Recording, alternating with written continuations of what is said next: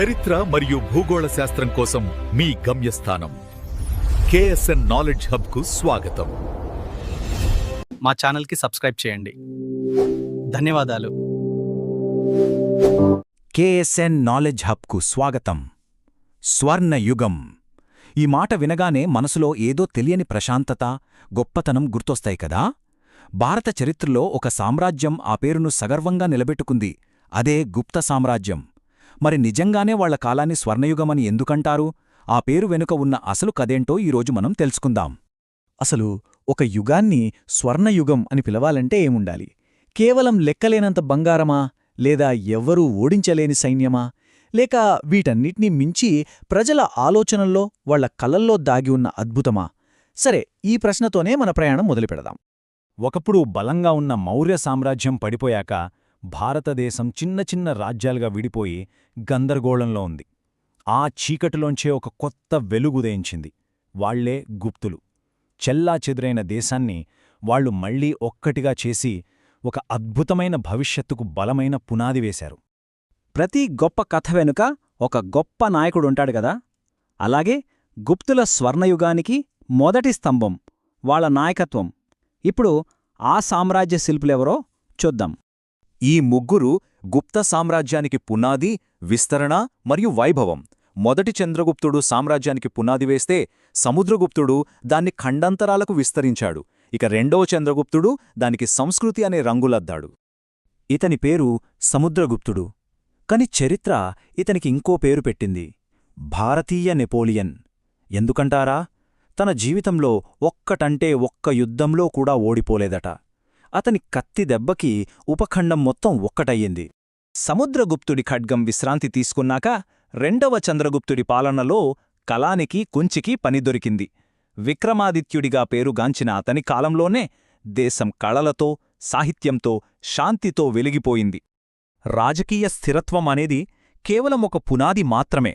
కాని ఆ పునాది మీద గుప్తులు కట్టింది మామూలు భవనం కాదు, ఒక అద్భుతమైన జ్ఞాన సౌధం. అదే స్వర్ణయుగానికి మన రెండో స్తంభం. చూడటానికి ఇదొక సున్నా, ఏమీ లేదని చెప్పే ఒక గుర్తు. కాని గుప్తుల కాలంలో ఆర్యభట్టు ప్రపంచానికిచ్చిన ఈ చిన్న ఆవిష్కరణ లేకపోతే ఈరోజు మనం చూస్తున్న సైన్స్ టెక్నాలజీనే లేదు. ఎంత అద్భుతంగదా. గణితానికి ఆర్యభట్టు సున్నా ఎలాగో సాహిత్యానికి కాళిదాసు అలాగనమాట. ఆయన రాసిన అభిజ్ఞాన శాకుంతలం లాంటి నాటకాలు మనిషిలోని ప్రతి భావోద్వేగాన్ని అద్భుతంగా చూపిస్తూ ఇప్పటికీ మనల్ని కట్టిపడేస్తాయి. ఈ మేధో విప్లవం కేవలం గణితం, సాహిత్యానికే ఆగిపోలేదు. అది ఒక ప్రవాహంలా ప్రతి రంగంలోకి దూసుకెళ్ళింది. వైద్యంలో ఆధునిక సర్జరీలకు ఏమాత్రం తీసుకోని చికిత్సలు, వాస్తుశిల్పంలో అద్భుతమైన దేవాలయాలు, ఇంకా అజంతా గుహల్లోని చిత్రకళ, ఇలా చెప్పుకుంటూ పోతే ప్రతి రంగంలోనూ వాళ్ల ముద్ర కనిపిస్తుంది. ఇంత గొప్ప ఆవిష్కరణలు, కళలు, వీటన్నింటికీ డబ్బు ఎక్కడ్నుంచొచ్చింది? అసలు ఆ శక్తి ఎక్కడిది? అక్కడే వస్తుంది మన మూడో స్తంభం, ఆర్థిక శక్తి. గుప్తుల సంపద ఎంతలా ఉండేదంటే వాళ్లు ముద్రించిన ఈ బంగారు నాణేలు అంటే దీనారాలు ఊరూరా కనిపించేవట. ఇది వాళ్ల ఆర్థిక స్థిరత్వానికి, వాళ్ల ప్రజల సంక్షేమానికి తిరుగులేని సాక్ష్యమనమాట. ఈ డబ్బంతా ఎలా వచ్చిందంటే వాణిజ్యం ద్వారా. అప్పట్లో గుప్త సామ్రాజ్యం ఒక గ్లోబల్ షాపింగ్ మాల్ లాంటిది. మన పట్టు, సుగంధ ద్రవ్యాలు, రత్నాల కోసం ప్రపంచ దేశాలన్నీ ఎదురుచూసేవి. సరే, ఇప్పటిదాకా మనం ఏం చూశాం? బలమైన నాయకత్వం, అద్భుతమైన మేధస్సు, అపారమైన సంపద. ఈ మూడు స్తంభాను కలిస్తే ఒక శాశ్వతమైన వారసత్వం ఎలా ఏర్పడిందో ఇప్పుడు చూద్దాం. గుప్తుల కాలంలో మరో గొప్ప విషయం ఏంటంటే మత సామరస్యం. హిందూ, బౌద్ధ, జైన మతాలన్నీ గొడవలు లేకుండా కలిసిమెలిసి ఉన్నాయి. ఈ సహనానికి గొప్ప నిదర్శనమే ప్రపంచంలోనే మొట్టమొదటి గొప్ప విశ్వవిద్యాలయాల్లో ఒకటైన నలంద. అందుకే గుప్తుల కాలాన్ని చరిత్రలో కేవలం ఒక పేజీగా చూడలేం. అది ఆధునిక భారత సంస్కృతి అనే మహావృక్షానికి బీజం వేసిన కాలం. స్థిరత్వం, సంపద, స్వేచ్ఛ అనే ఆ వేళ్లు ఎంత బలంగా ఉన్నాయంటే ఆ చెట్టు ఫలాలను మనం ఈనాటికే ఆస్వాదిస్తున్నాం. మరి మీరేమంటారు? ఒక యుగాన్ని స్వర్ణయుగంగా మార్చడానికి అన్నింటికన్నా ముఖ్యమైనదేది? బలమైన పాలననా, అద్భుతమైన ఆవిష్కరణలా, లేక ఆర్థిక సంపద? మీ అభిప్రాయాన్ని కామెంట్స్లో తప్పకుండా చెప్పండి. ఇలాంటి మరెన్నో ఆసక్తికరమైన విశ్లేషణల కోసం వెంటనే మన కేఎస్ఎన్ నాలెడ్జ్ హబ్ ఛానల్కి సబ్స్క్రైబ్ చేసుకోండి. కేఎస్ఎన్ నాలెడ్జ్ హబ్కి అందరికీ స్వాగతం. మన భారత చరిత్రలో స్వర్ణయుగం అనగానే మనకు టక్కున గుర్తొచ్చేది గుప్త సామ్రాజ్యం, అవును కదా? సరే, దాని వెనక సముద్రగుప్తుడు, చంద్రగుప్తుడు లాంటి గొప్ప రాజులున్నారని మనందరికీ తెలుసు. కాని ఇంతటి మహాసామ్రాజ్యానికి పునాది వేసింది ఎవరు? ఆ అసలు కథేంటి? చాలామంది పట్టించుకొని ఆ ఆసక్తికరమైన కథను ఈరోజు మనం కలిసి తెలుసుకుందాం. అసలు మన అన్వేషణ మొదలయ్యేది సరిగ్గా ఎక్కడే. గొప్ప గొప్ప చక్రవర్తుల పేర్లు మనకు తెలుసు, కాని వాళ్ళు అంత గొప్పవాళ్లవ్వడానికి కారణమైన ఆ మొదటి అడుగు ఎవరు వేశారు? ఇంత పెద్ద సామ్రాజ్యానికి పునాదిరాయి ఎవరు? ఇది అచ్చం ఒక చారిత్రక మిస్టరీ లాంటిది. పదండి, ఈ మిస్టరీని మనం సాల్వ్ చేద్దాం. ఈ అన్వేషణలో మనం కలవబోయే మొదటి వ్యక్తి శ్రీగుప్తుడు.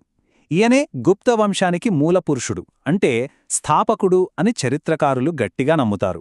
అయితే అసలు శ్రీగుప్తులు అనే ఒక వ్యక్తి ఉన్నాడని మనకు ఖచ్చితంగా ఎలా తెలిసింది?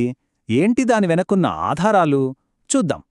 శ్రీగుప్తుడి గురించి తెలుసుకోవడానికి మన ముందున్నవి కేవలం రెండు కీలకమైన ఆధారాలు. వాటిని పట్టుకోనే మనం ఈ కథ మొత్తం నడపాలి. ఒక డిటెక్టివ్ స్టోరీలో దొరికే క్లూస్ లాంటివి అన్నమాట. మరి ఆ క్లూసేంటో ఒక్కొక్కటిగా చూసేద్దాం. ఆ రెండు కీలకమైన ఆధారాలు ఇవే. మొదటిది ప్రయాగ ప్రశస్తి, అంటే సముద్రగుప్తుడు వేయించిన ఫేమస్ అలహాబాద్ స్తంభశాసనం. ఇక రెండోది ఆ రోజుల్లో మన దేశానికి వచ్చిన ఒక చైనా యాత్రికుడు, ఇత్సింగ్ అంటారు ఆయన్ని, ఆయన రాసుకున్న పుస్తకాలు. మరి ఈ రెండింటిలో శ్రీగుప్తుడు గురించి ఏం రాసుందో తెలుసుకుందామా? సరే, మన మొదటి ఆధారం ప్రయాగ ప్రశస్తి. అందులో గుప్తుల వంశవృక్షం గురించి చెప్తూ శ్రీగుప్తుడి పేర్ని మహారాజా అనే బిరుదుతో ప్రస్తావించారు. ఇక్కడే అసలు విషయముంది. మహారాజా అనగానే మనం అనుకునే అర్థం వేరు, కాని ఆ కాలంలో దాని అర్థం పూర్తిగా వేరు. అదేంటంటే మహారాజా అనే బిరుదు. ఈ రోజుల్లో మహారాజు అంటే ఒక పెద్ద సామ్రాజ్యానికి అధిపతి, ఒక చక్రవర్తి అని అనుకుంటాం కదా. కాని ఆ రోజుల్లో మహారాజా అనే బిరుదు కేవలం ఒక సామంత రాజుకి, అంటే ఒక చిన్న ప్రాంతాన్ని పాలించేవాళ్లకి ఇచ్చేవారు. దీని బట్టి మనకేమర్థమవుతోంది? శ్రీగుప్తుడు ఒక సార్వభౌమ చక్రవర్తి కాదు, కేవలం ఒక ప్రాంతీయ పాలకుడు. ఇప్పుడు రెండో ఆధారానికి వద్దాం. ఇది మనకు చైనా యాత్రికుడు ఇత్సింగ్ రాతల ద్వారా తెలిసింది. ఆయనేం రాశాడంటే, శ్రీగుప్తుడు చైనా నుండి వచ్చే బౌద్ధ యాత్రికుల కోసం సారనాథ్ దగ్గర ఒక ఆలయాన్ని కట్టించాడు. అంతేకాదు, దాన్ని మెయింటెనెన్స్ కోసమేకంగా 24 గ్రామాలను దానం చేశాడు. అంటే ఆలోచించండి, ఒక 24 గ్రామాల్ని దానం చెయ్యగలడంటే ఆయనొక చిన్న పాలకుడైనా ఎంతటి అధికారం, ఆర్థిక బలం ఉన్నవాడో కదా. సరే, శ్రీగుప్తుడు తరువాత ఆ వారసత్వాన్ని ముందుకు తీసుకెళ్ళింది ఆయన కుమారుడు ఘటోత్కచుడు. ఇప్పుడు కథలోకి ఘటోత్కచుడొస్తున్నాడు. ఆయన గురించి చూద్దాం. ఇక్కడ కూడా ఒక ఆసక్తికరమైన విషయమేంటంటే, ఘటోత్కచుడు కూడా తన తండ్రిలాగే మహారాజా అనే బిరుదునే ఉపయోగించాడు. శాసనాల్లో కూడా ఆయన పేరు మహారాజా ఘటోత్కచుడు అనే కనిపిస్తుంది. దీని బట్టి మనం ఏమర్థం చేసుకోవచ్చు? తండ్రి కొడుకులు ఇద్దరూ ఒకే హోదాలో, అంటే ఒకే బిరుదుతో ఉన్నారు. అంటే ఈ వంశం నెమ్మదిగా తమ బలాన్ని పెంచుకుంటోంది, తమ అధికారాన్ని పటిష్టం చేసుకుంటోంది. కాని ఇంకా పూర్తిస్థాయి సామ్రాజ్యంగా మాత్రం మారలేదు. ఇది ఒక ఎదుగుతున్న దశ అన్నమాట. కానీ ఇక్కడి నుండే కథలో అసలైన ఒక పెద్ద మలుపు వస్తుంది. మూడో పాలకుడు, అంటే మొదటి చంద్రగుప్తుడు రంగప్రవేశం చేయడంతో గుప్తవంశం యొక్క తలరాతే మారిపోయింది. ఎలాగో చూద్దాం పదండి. ఒక్కసారి ఇక్కడ చూడండి. ఆ మార్పు ఎంత పెద్దదో మీకే తెలుస్తుంది. ఒకవైపు మహారాజా, అంటే గొప్ప రాజు. ఇది శ్రీగుప్తుడు, ఘటోత్కచుడి హోదా. మరోవైపు మొదటి చంద్రగుప్తుడు స్వీకరించిన బిరుదు మహారాజాధిరాజ. అంటే అర్థమేంటో తెలుసా? గొప్ప రాజులకే రాజు, కింగ్ ఆఫ్ కింగ్స్ అన్నమాట. చూసారా, ఈ యొక్క బిరుదులో వచ్చిన మార్పు చాలు గుప్తవంశం ఒక చిన్న ప్రాంతీయ శక్తి నుండి ఒక మహాసామ్రాజ్యంగా ఎలా మారిందో చెప్పడానికి. సరిగ్గా అందుకే మొదటి చంద్రగుప్తుడు ఎప్పుడైతే ఈ మహారాజాదిరాజా అనే బిరుదుతో సింహాసనాన్ని ఎక్కాడో, అంటే క్రీస్తు శకం 319-320లో, ఆ సంవత్సరాన్నే చరిత్రకారులు అధికారికంగా గుప్తశకం ప్రారంభమైన సంవత్సరంగా గుర్తిస్తారు. ఇక్కడ నుంచే ఆ స్వర్ణయుగం మొదలైంది. అయితే ఇక్కడ మనం ఒకటి ఆలోచించాలి. ఇంత పెద్ద సామ్రాజ్యానికి పునాది వేసిన ఆ మొదటి ఇద్దరు రాజులు శ్రీగుప్తుడు మరియు ఘటోత్కచుడి ప్రాముఖ్యత ఏంటి? వాళ్ళ పాత్రను మనం ఎందుకు మర్చిపోకూడదు? ఒక్కసారి ఈ పట్టిక చూడండి. శ్రీగుప్తుడు, ఘటోత్కచుడు ఇద్దరూ మహారాజా అనే బిరుదుతో దాదాపు 80 ఏళ్లు పాలించారు. ఆ 80 ఏళ్లలో వాళ్లొక బలమైన పునాదిని నిర్మించారు. ఆ గట్టి పునాది ఉండబట్టే మొదటి చంద్రగుప్తుడు అంత సులభంగా మహారాజాధిరాజగా మారి ఒక మహాసామ్రాజ్యాన్ని కట్టగలిగాడు. కాబట్టి మనం గుర్తుంచుకోవాల్సిన అతి ముఖ్యమైన విషయం ఏంటంటే, గొప్ప సామ్రాజ్యాలు ఎప్పుడూ బలమైన పునాదుల మీదే నిర్మించబడతాయి. మొదటి చంద్రగుప్తుడికి ఆ తర్వాత వచ్చిన వాళ్లకి కీర్తి ప్రతిష్టలు దక్కి ఉండొచ్చు, కాని ఆ కీర్తి వెనుక వాళ్ల తండ్రి, తాత వేసిన పునాది ఉంది. శ్రీగుప్తుడు, ఘటోత్కచుడు అనే ఆ పునాది రాళ్లు లేకపోతే గుప్త సామ్రాజ్యం అనే ఒక అద్భుతమైన అధ్యాయమే చరిత్రలో ఉండేది కాదేమో. చివరిగా మనందరం ఆలోచించాల్సిన ఒక ప్రశ్న. చరిత్రలో తరచుగా ఇలాగే జరుగుతుంది కదా. పునాదులు వేసేది కొందరైతే దానిపైన పెద్ద పెద్ద భవనాలు కట్టి కీర్తి పొందేది మరికొందరు.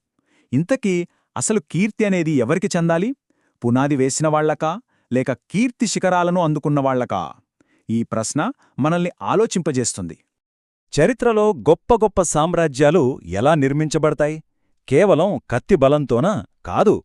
కొన్నిసార్లు ఒకే ఒక తెలివైన ఆలోచనతో రూపుదిద్దుకుంటాయి. ఈరోజు మనం అలాంటి ఒక కథ గురించే మాట్లాడుకోబోతున్నాం. గుప్త సామ్రాజ్యానికి పునాది వేసిన ఒక రాజు కథ ఇది. ఆయన తన కత్తి కన్నా ఎక్కువగా తన వ్యూహాన్ని నమ్ముకున్నాడు. ఒక చిన్న రాజ్యాన్ని యావత్ భారతదేశ చరిత్ర గతిని మార్చేసిన ఒక మహాసామ్రాజ్యంగా ఎలా మలిచాడో చూద్దాం. ఆయనే మొదటి చంద్రగుప్తుడు. ఇక్కడే అసలు కథ మొదలవుతుంది. చూడండి, చంద్రగుప్తుడికి ముందు వాళ్ల నాన్న, తాత అంటే శ్రీగుప్తుడు, ఘటోత్కచుడు ఇద్దరూ మహారాజా అనే బిరుదుతోనే ఉండిపోయారు. అంటే ఒక సాధారణ రాజు అంతే. కాని చంద్రగుప్తుడు సింహాసనం ఎక్కగానే తనను తాను మహారాజాధిరాజా అని ప్రకటించుకున్నాడు. అంటే రాజులకు రాజు. ఇది కేవలం బిరుదు మార్చుకోవడం కాదు, వాళ్ల ఆలోచనా విధానంలో వచ్చిన ఒక పెను మార్పుకు ఇది సంకేతం. ఒక చిన్న రాజ్యానికి అధిపతిగా ఉండిపోవడం కాదు, ఒక చక్రవర్తిగా ఎదగాలనే బలమైన ఆకాంక్ష ఈ ఒక్క బిరుదులోనే మనకు స్పష్టంగా కనిపిస్తుంది. సరే, మరి ఈ గొప్ప ప్రయాణం ఎప్పుడు మొదలైంది? ఇది క్రీస్తు శకం 319–320 ప్రాంతంలో మొదలైంది. చంద్రగుప్తుడు సింహాసనాన్ని అధిష్ఠించిన ఆ సంవత్సరాన్నే చరిత్రకారులు గుప్త శకం ఆరంభంగా గుర్తించారు. అంటే భారతదేశపు స్వర్ణయుగానికి ఇది నాంది పలికిన ఒక చారిత్రక ఘట్టం అన్నమాట. ఆ కొత్త బిరుదు ఊరికే పెట్టుకోలేదు. దానికి తగ్గట్టే తన రాజ్యాన్నే పరుగులు పెట్టించాడు. తన రాజధాని పాటలీపుత్రం కేంద్రంగా గంగానది తీరంలో ఉన్న కీలక ప్రాంతాలైన మగధ, సాకేత, ప్రయాగ ఇలా ఒకదాని తర్వాత ఒకటి తన ఆధీనంలోకి తెచ్చుకున్నాడు. ఒక చిన్న రాజ్యాన్ని ఉత్తర భారతదేశంలో ఒక ప్రధాన శక్తిగా నిలబెట్టాడు. కానే అసలు ప్రశ్న ఇక్కడే వస్తుంది. ఒక్కసారి ఆలోచించండి, చుట్టూ బలమైన రాజ్యాలు ఉన్నాయి. కేవలం కొన్ని విజయాలతోనే ఒక పెద్ద సామ్రాజ్యాన్ని ఎలా కట్టగలరు? యుద్ధాలు మాత్రమే సరిపోతాయా? దీనికి చంద్రగుప్తుడు ఎంచుకున్న మార్గం చాలా భిన్నమైనది. అతని అసలైన బలం, అతని మాస్టర్ ప్లాన్ యుద్ధభూమిలో కాదు, ఒక రాజమందిరంలో దాగి ఉంది. అవును, చంద్రగుప్తుడు వాడిన అత్యంత పదునైన ఆయుధం కత్తి కాదు, ఒక పెళ్లి సంబంధం. ఇదేదో మామూలు వివాహం కాదు, గుప్తవంశ భవిష్యత్తును శాశ్వతంగా మార్చేసిన ఒక అద్భుతమైన రాజకీయ ఎత్తుగడ.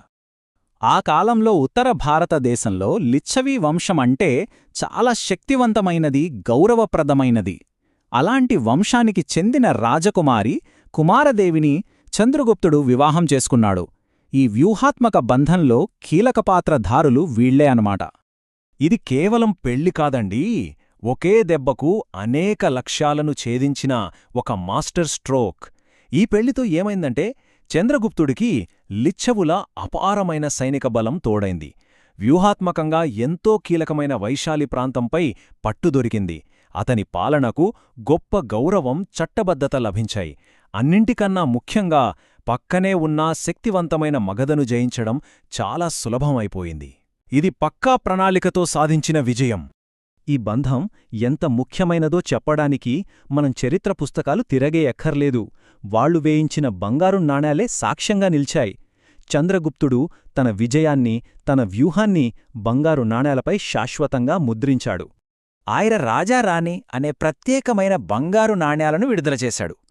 ఆ రోజుల్లో ఒక రాజు తన భార్య చిత్రాన్ని నాణెంపై తనతో సమానంగా ముద్రించడమనేది అస్సలు మామూలు విషయం కాదు. చాలా అసాధారణమైన, ధైర్యమైన చర్య. ఇది వాళ్ల బంధం ఎంత ముఖ్యమైనదో చెప్పకనే చెబుతుంది. ఈ నాణెం ఒక స్పష్టమైన రాజకీయ సందేశాన్నిస్తుంది. ఒకవైపు చంద్రగుప్తుడు, కుమారదేవిల చిత్రం ఉంది. సరే, మరి రెండో వైపేముంది? అక్కడ లిచ్ఛవయః అని రాసి ఉంటుంది. అంటే లిచ్ఛవులది అనే అర్థం. దీని ద్వారా ఆయన ఏం చెప్తున్నాడు? తన అధికారం వెనక ఉన్న అసలైన శక్తి లిచ్ఛవి వంశమే అని బహిరంగంగా ప్రకటించుకుంటున్నాడు. అయితే ఈ వారసత్వం వాళ్లతోనే ఆగిపోలేదు. వాళ్ల తర్వాతి తరం ఈ బంధాన్ని ఇంకా గర్వంగా ప్రపంచానికి చాటి చెప్పింది. వాళ్ల కొడుకు గుప్త సామ్రాజ్యాన్ని శిఖరాలకు చేర్చిన మహావిజేత సముద్రగుప్తుడు. ఆయన తన శాసనాలలో తనను తాను గర్వంగా ఒక బిరుదుతో పిలుచుకున్నాడు. అదే లిచ్ఛవి దౌహిత్ర. ఇంతకి దీనర్థమేంటంటే లిచ్ఛవుల మనవడు. అంటే చూడండి, సముద్రగుప్తుడు తన వంశాన్ని కేవలం తండ్రివైపునుంచే కాదు, తల్లివైపు నుండి కూడా ఎంత గర్వంగా చెప్పుకున్నాడో. తన తండ్రి చంద్రగుప్తుడు వేసిన ఆ వ్యూహాత్మక అడుగు తన అధికారానికి ఎంతటి గౌరవాన్ని, బలాన్ని ఇచ్చిందో సముద్రగుప్తుడికి బాగా తెలుసు. అందుకే ఆ వారసత్వాన్ని అంత గొప్పగా స్వీకరించాడు. సరే, ఇప్పటిదాకా ఒక పెళ్ళి, ఒక నాణెం, ఒక బిరుదు గురించి చూసాం. ఇప్పుడు ఈ ఒక్క వ్యూహాత్మక నిర్ణయం భారత చరిత్రలోనే ఒక స్వర్ణయుగానికి ఎలా పునాది వేసిందో చూద్దాం. ఈ ప్రవాహాన్ని గమనించండి. అంతా ఒకదానికొకటి ఎలా ముడిపడి ఉందో. క్రీస్తు శకం 319లో జరిగిన ఒక వ్యూహాత్మక వివాహం, అది క్రీస్తు శకం 335 నాటికి ఒక సుస్థిరమైన, ఏకీకృత సామ్రాజ్యానికి దారితీసింది. ఆ పటిష్టమైన పునాది మీదనే తరువాతి 2 శతాబ్దాల పాటు కళలు, విజ్ఞానశాస్త్రంలో భారతదేశం అత్యున్నత స్థాయికి చేరిన గుప్తుల స్వర్ణయుగం నిర్మించబడింది. అంతా ఆ ఒక్క నిర్ణయంతోనే మొదలైంది. కాబట్టి చివరిగా ఒక్కసారి ఆలోచిస్తే, గుప్త సామ్రాజ్య నిర్మాణంలో ఉపయోగపడిన అత్యంత శక్తివంతమైన ఆయుధం బహుశా కత్తి కాదేమో, ఒక పెళ్లి ఉంగరమే అయ్యుండొచ్చు. చరిత్రలో అధికారం, వ్యూహం అనేవి మనం ఊహించని రూపాల్లో కూడా ఉంటాయని చెప్పడానికి ఇది ఒక చక్కటి ఉదాహరణ. మన భారత చరిత్రలో ఎందరో గొప్ప గొప్ప చక్రవర్తులున్నారు. కాని ఒక్కటంటే ఒక్క యుద్ధంలో కూడా ఓడిపోని చక్రవర్తి ఎవరైనా ఉన్నారా? ఊహించండి, ఉన్నారు. ఒక్కరే. ఆయన పేరు సముద్రగుప్తుడు. చరిత్రలో అజేయుడు అని పిలవబడిన ఆ గుప్త సామ్రాజ్య యోధుడి కథే ఇది. ఆయన విజయాలను చూసి ఫేమస్ హిస్టోరియన్ వి.ఏ. స్మిత్ ఓ బిరుదిచ్చారు, ద నెపోలియన్ ఆఫ్ ఇండియా అని. భలే ఉంది గదా? కాని ఒక్క నిమిషం, ఈ పోలిక నిజంగా కరెక్టేనా? ఇక్కడే అసలు కథ మొదలవుతుంది. ఒక్కసారి ఆలోచించండి. ఈ పోలిక సముద్రగుప్తుడికిచ్చిన గౌరవమా, లేకపోతే ఆయన స్థాయిని తక్కువ చేసినట్టా? వాళ్ళిద్దరిలో అసలు సిసలైన గ్రేట్ కాంకరర్ ఎవరు? పదండి తెలుసుకుందాం. సముద్రగుప్తుడు అన్డిఫీటెడ్గా ఉండటానికి కారణం కేవలం కత్తిబలం కాదు, ఆయన మైండ్, ఆయన స్ట్రాటజీనే వేరు. ఆయనొక ఆక్రమణదారుడు మాత్రమే కాదు, ఒక మాస్టర్ స్ట్రాటజిస్ట్. ఆయన పాలసీ ఎలా ఉండేదంటే, ఒకే కాయిన్కి 2 సైడ్స్ ఉన్నట్టు. ఇక్కడ చూడండి, ఆయన 2 డిఫరెంట్ గేమ్ ప్లాన్స్తో వెళ్లాడు. నార్త్ ఇండియా అంటే ఆర్యవర్తంలో 9 మంది రాజుల్ని ఓడించి వాళ్ల రాజ్యాల్ని డైరెక్ట్గా తన సామ్రాజ్యంలో కలిపేసుకున్నాడు. కాని సౌత్ ఇండియాకొచ్చేసరికి సీన్ మొత్తం మారింది. అక్కడ 12 మంది రాజుల్ని ఓడించినా ఆయన పద్ధతి పూర్తిగా వేరు. దాన్నే ధర్మ విజయమంటారు. అంటే ఒక రైచస్ కాంక్వెస్ట్. ఇక్కడ బలాన్ని కాదు, తెలివిని వాడాడు. ఓడిపోయిన రాజుల్ని అవమానించకుండా వాళ్ల రాజ్యాల్ని వాళ్లకే తిరిగిచ్చేశాడు. కానీ ఒక కండిషన్, వాళ్లంతా తన సామంతులుగా ఉండాలి. ఇది మామూలు స్ట్రాటజీ కాదు, శత్రువుల్ని కూడా స్నేహితులుగా మార్చేసే ఒక బ్రహ్మాస్త్రం. అయితే ఇదంతా మనం ఎలా నమ్మాలి? ఎవరైనా రాసిన కథలేనా? కానే కాదు. వీటన్నిటికీ ఒక సాలిడ్ ప్రూఫ్ ఉంది, రాతిమీద చెక్కిన ప్రూఫ్. ఒక ఫేమస్ హిస్టారికల్ మాన్యుమెంట్ ఈ కథనంతా మనకు చెబుతోంది. అదే ఈ అలహాబాద్ పిల్లర్ ఇన్స్క్రిప్షన్. దీన్నే ప్రయాగ ప్రశస్తి అని కూడా అంటారు. స్వయంగా సముద్రగుప్తుడు కోర్ట్ పోయెట్ హరిసేనుడు దీన్ని సంస్కృతంలో రాశాడు. ఇంకో ఇంట్రెస్టింగ్ విషయమేంటంటే, ఇది అశోకుడు వేయించిన స్తంభం మీదే చెక్కబడింది. అంటే ఒక గొప్ప చక్రవర్తి కథ మరో గొప్ప చక్రవర్తి వేసిన ఫౌండేషన్ మీద రాయబడిందన్నమాట. సో ఆ ప్రయాగ ప్రశస్తి ప్రకారం, మిగతా చారిత్రక ఆధారాల ప్రకారం సముద్రగుప్తుడు తన జీవితంలో ఓడిపోయిన యుద్ధాల సంఖ్య 0. అవును, మీరు వినది నిజమే, 0. ఒక్కటంటే ఒక్క యుద్ధంలో కూడా ఆయన ఓడిపోలేదు. ఈ అన్బిలీవబుల్ రికార్డే ఆయన ఒక లెజెండ్గా మార్చింది. ఓకే, ఇప్పటివరకు మనం ఒక వారియర్ని చూశాం. కానీ కథ ఇక్కడతో అయిపోలేదు. ఇక్కడే అస్సలైన ట్విస్టుంది. సముద్రగుప్తుడు అంటే కేవలం యుద్ధాలు, విజయాలు మాత్రమేనా? ఆయనలో మనకు తెలియనింకో యాంగిలుందా? ఎస్, ఖచ్చితంగా ఉంది. ఆ ఉక్కు కవచం వెనక ఒక కవి హృదయం దాగి ఉంది. ఒక ఆర్టిస్ట్ సోల్ ఉంది. బహుశా ఆయన కథలో మనల్నందరినీ ఎక్కువగా ఆశ్చర్యపరిచే నిజం ఇదేనేమో. సముద్రగుప్తుడికి కవిరాజ్ అనే బిరుదు ఉండేది. అంటే కవులకే రాజు అని అర్థం. ఆయన ఒక గొప్ప మ్యూజీషియన్, వీణా వాయించడంలో ఎక్స్పర్ట్. దీనికి ప్రూఫ్ ఎక్కడో లేదు. ఆయన వేయించిన గోల్డ్ కాయిన్స్ మీదే ఉంది. ఆ నాణాల మీద ఆయన వీణ వాయించినట్టు ఉంటుంది. ఆలోచించండి, ఒక చేత్తో కత్తి, మరో చేత్తో వీణ. ఒకే మనిషిలో ఎంత పవర్, ఎంత ఆర్ట్! ఇక తన విజయ పరంపరకు, తన సార్వభౌమాధికారానికి ఒక ఫైనల్ స్టాంప్ వెయ్యాలనుకున్నాడు. అందుకే ప్రాచీన భారతదేశంలో అత్యంత పవర్ఫుల్ యాగమైన అశ్వమేధ యాగాన్ని పర్ఫామ్ చేశాడు. ఇది జస్ట్ ఒక పూజ కాదు, మొత్తం భారతదేశం మీద తన అధికారాన్ని సరే, ఇదంతా బావుంది. ఇప్పుడు మళ్ళీ మనం స్టార్టింగ్ పాయింట్కి వద్దాం. సముద్రగుప్తుడు వర్సెస్ నెపోలియన్. ఇప్పుడు మనకు తెలిసిన ఫ్యాక్ట్స్తో ఈ కంపారిజన్ని మళ్ళీ చూద్దాం. ఫస్ట్ టైం చూడండి. సముద్రగుప్తుడు 4వ శతాబ్దం వాడు, నెపోలియన్ 18వ శతాబ్దం. వాళ్ళిద్దరి మధ్య సుమారుగా 1400 సంవత్సరాల గ్యాప్ ఉంది. ఇది జనరేషన్ గ్యాప్ కాదు, యుగాల గ్యాప్. కానీ టైం కన్నా ముఖ్యమైనది ఇంకొకటుంది. అదే ఓటమి. సముద్రగుప్తుడు తన జీవితంలో ఒక్క యుద్ధంలో కూడా ఓడిపోలేదు. మరి నెపోలియన్ సంగతేంటి? ఆయన కథ వాటర్లూ యుద్ధంలో ఒక దారుణమైన ఓటమితో ముగిసింది. ఒకరు అపజయం ఎరగని యోధుడు, మరొకరు చివరకు ఓటమిని ఒప్పుకున్న సేనాని. ఇది మనల్ని ఒక కొత్త ప్రశ్నకు దారితీస్తోంది. నిజానికి సముద్రగుప్తుడిని భారతదేశ నెపోలియన్ అని పిలవడం సరైనదేనా? లేక మనం బహుశా ఇలా అడగాలేమో, అసలు ఐరోపాకు సముద్రగుప్తుళ్లాంటి వాడు ఎవరైనా ఉన్నాడా? భారతదేశ చరిత్రలో స్వర్ణయుగం అనే మాట వినగానే మనకు గుర్తొచ్చే పేరు విక్రమాదిత్య. అవును, ఆ గొప్ప రాజు గురించే మనం ఎప్పుడు వింటూ ఉంటాం. మరి ఆ స్వర్ణయుగం వెనక ఉన్న అసలు కథ ఏంటి?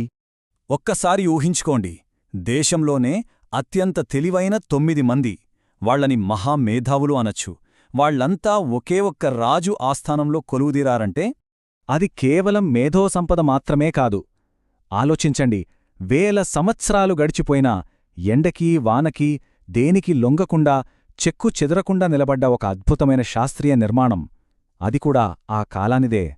ఇలాంటి అద్భుతాలన్నీ, ఇవన్నీ ఒక అసాధారణమైన చారిత్రక కాలంలో జరిగాయి. అదే గుప్తుల స్వర్ణయుగం. సరే, ఇంత గొప్ప అద్భుతాల వెనుకున్న ఆ చక్రవర్తి ఎవరో? ఆయనే 2వ చంద్రగుప్తుడు.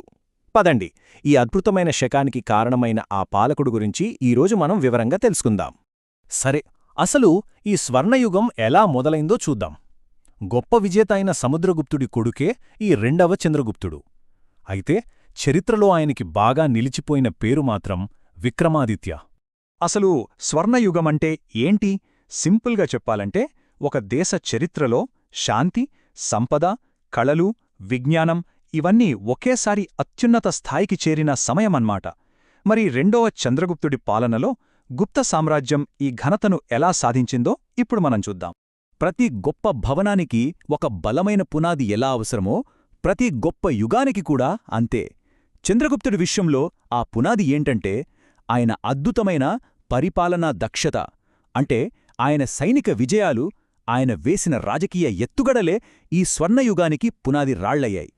ఇక్కడ మార్పు స్పష్టంగా కనిపిస్తోంది. చంద్రగుప్తుడు రాకముందు పశ్చిమాన శకుల ఆధిపత్యముండేది. సముద్ర వాణిజ్యానికి దారే లేదు.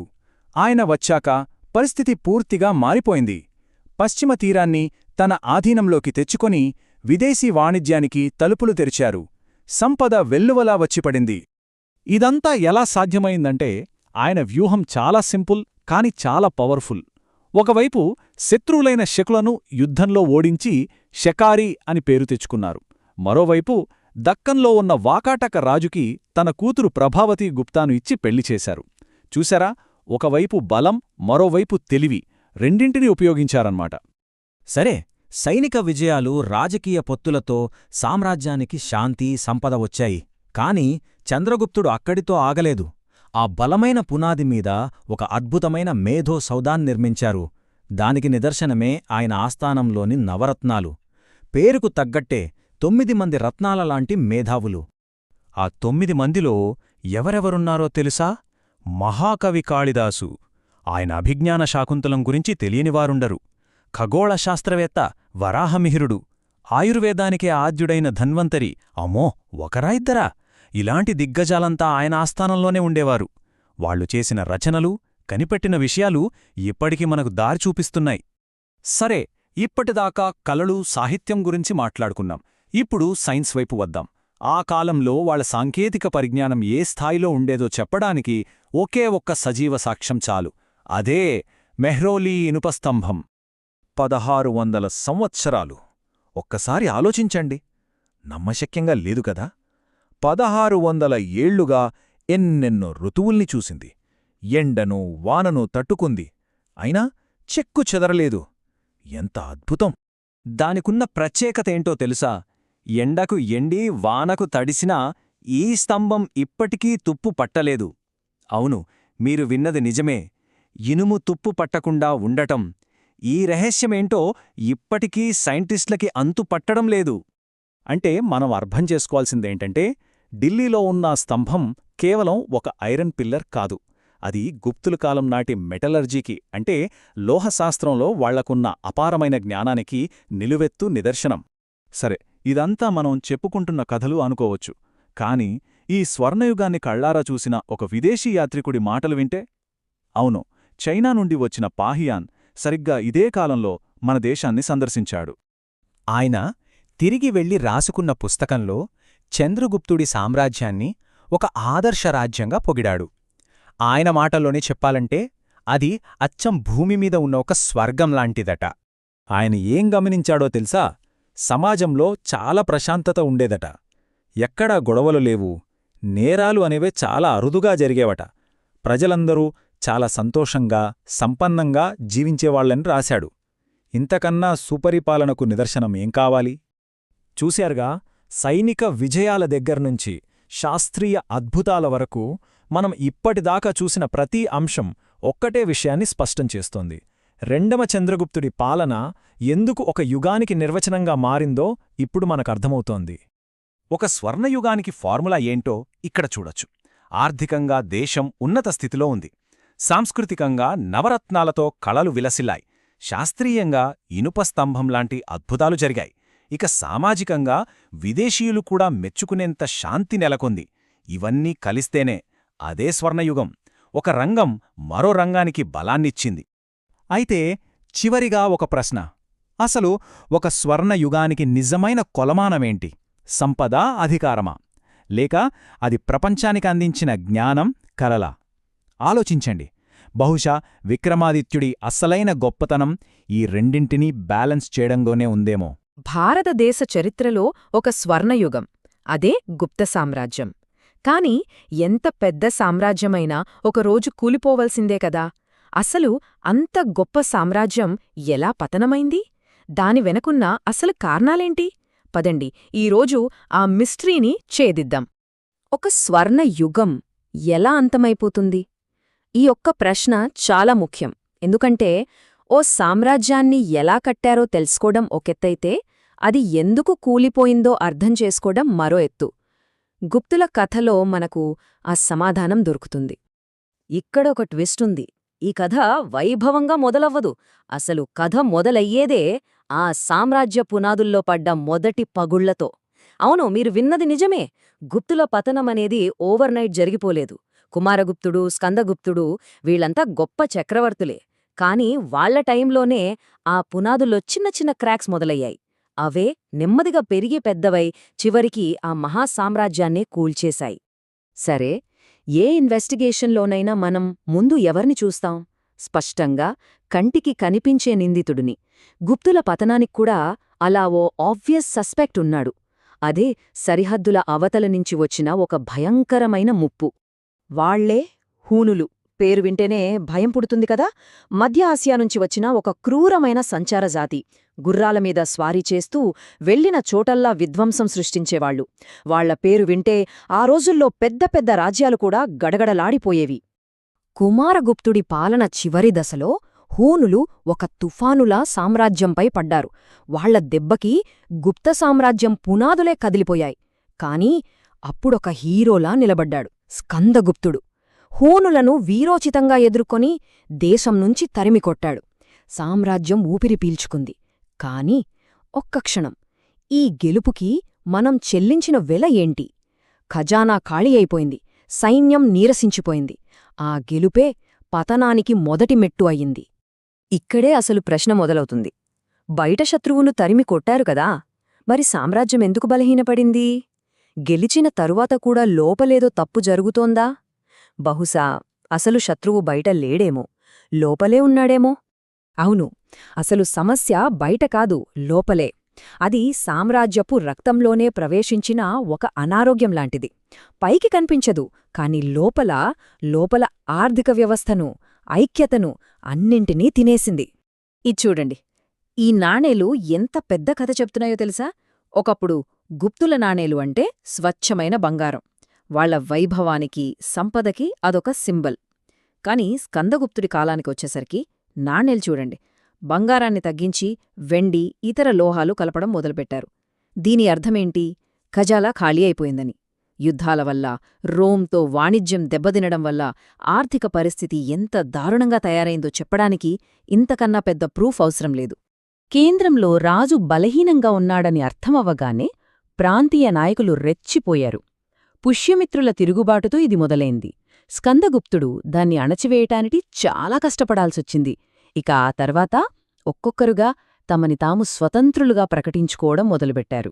గుప్త సామ్రాజ్యమనే పెద్ద కేక్ నుంచి ఒక్కొక్కరు తమ ముక్కను తాము తీసుకుని వెళ్ళిపోయారు. ఆర్థిక సంక్షోభం, అంతర్గత తిరుగుబాట్లు, ఈ రెండు దెబ్బలకే సామ్రాజ్యం అల్లాడిపోతుంటే దీనికి మరికొన్ని ప్రాబ్లమ్స్ కూడా యాడయ్యాయి. ఇవి అప్పటికే పగుళ్ళిచ్చిన పునాదిని పూర్తిగా కూల్చేశాయన్నమాట. స్కందగుప్తుడి మరణం గుప్త సామ్రాజ్యానికి పడ్డ అతి పెద్ద దెబ్బ. అతనే ఆ వంశంలో చివరి గ్రేట్ కింగ్. అతని తర్వాత వచ్చిన పురుగుప్తుడు, బుధగుప్తుడు లాంటివాళ్లు ఊరికే పేరుకే రాజులు. అంత పెద్ద సామ్రాజ్యాన్ని, అంత పవర్ఫుల్ ఆర్మీని కంట్రోల్ చేసే సత్తా వాళ్లకు లేదు. దాంతో సెంటర్లో ఒక లీడర్షిప్ వాక్యూమ్ వచ్చేసింది. ఇది వాళ్లు చేసిన అతిపెద్ద తప్పుల్లో ఒకటి. వాళ్లు తమ అధికారులకు జీతాలివ్వలేదు, దానికి బదులుగా భూములిచ్చారు. దీంతో ఏమైందంటే ఆ భూస్వాములు, వాళ్లే సామంతులు రానురాను చాలా పవర్ఫుల్ అయిపోయారు. స్వంత సైన్యాలను మెయింటైన్ చేయడం మొదలుపెట్టారు. చివరికి ఎవరైతే వాళ్లకా భూములిచ్చారో అదే చక్రవర్తి మీద తిరుగుబాటు చేసే అంత స్థాయికెదిగారు. అంటే రక్షణ కోసం పెట్టిన కంచే చేనుమేసినట్టే అయింది. ఓకే, మనమిప్పుడు అన్ని సాక్ష్యాలను చూశాం. బయటి శత్రువులు, లోపలి ద్రోహులు, అందరి కథ విన్నాం. ఇప్పుడు ఫైనల్ జడ్జ్మెంట్ ఇచ్చే టైం వచ్చింది. గుప్త సామ్రాజ్య పతనానికి అసలు విలనెవరు? నిజం చెప్పాలంటే దీనికి ఒక్క విలన్ లేడు. ఇదొక పర్ఫెక్ట్ స్టార్మ్. అంటే అన్ని సమస్యలు ఒకేసారి వచ్చిపడ్డాయి. హూనుల దాడులు ఖజానాని ఖాళీ చేశాయి. ఆర్థిక సంక్షోభం వెన్నువిరిచింది. అంతర్గత తిరుగుబాట్లు దేశాన్ని ముక్కలు చేశాయి. వీక్ లీడర్స్ అగ్నికి ఆజ్యం పోశారు. ఇక తప్పుడు భూమి వ్యవస్థ లోపలే శత్రుల్ని తయారుచేసింది. ఇవన్నీ కలిసే ఆ మహాసామ్రాజ్యాన్ని కూల్చేశాయి. చివరికి మనం అర్థం చేసుకోవాల్సిందేంటంటే స్కందగుప్తుడు ఒక గొప్ప హీరో, అందులో సందేహం లేదు. అతను తన ప్రాణాన్ని పణంగా పెట్టి సామ్రాజ్యాన్ని కాపాడాడు. కాని ఒక సామ్రాజ్యం పునాదులే కుళ్ళిపోతున్నప్పుడు ఒక హీరో మాత్రం ఏం చేయగలడు? యుద్ధాలు ఆ సామ్రాజ్యాన్ని లోపలినుంచే గుల్లబారేలా చేశాయి. అంతే, ఒకప్పుడు ప్రపంచాన్నే శాసించినంత శక్తివంతమైన గుప్త సామ్రాజ్యం అలా నెమ్మదిగా చిన్న చిన్న రాజ్యాలుగా విడిపోయింది. ఆ స్వర్ణయుగం కేవలం చరిత్ర పుస్తకాల్లో ఒక జ్ఞాపకంగా మిగిలిపోయింది. చూశారుగా, చరిత్రలో గెలుపు కథల కంటే ఓటమి వెనకున్న పాఠాలే మనకు ఎక్కువ నేర్పిస్తాయి. ఇలాంటి ఎన్నో ఆసక్తికరమైన చారిత్రక కథల కోసం మా ఛానల్కు సబ్స్క్రైబ్ చేసుకోండి. మరో ఇంట్రెస్టింగ్ స్టోరీతో మళ్ళీ కలుద్దాం.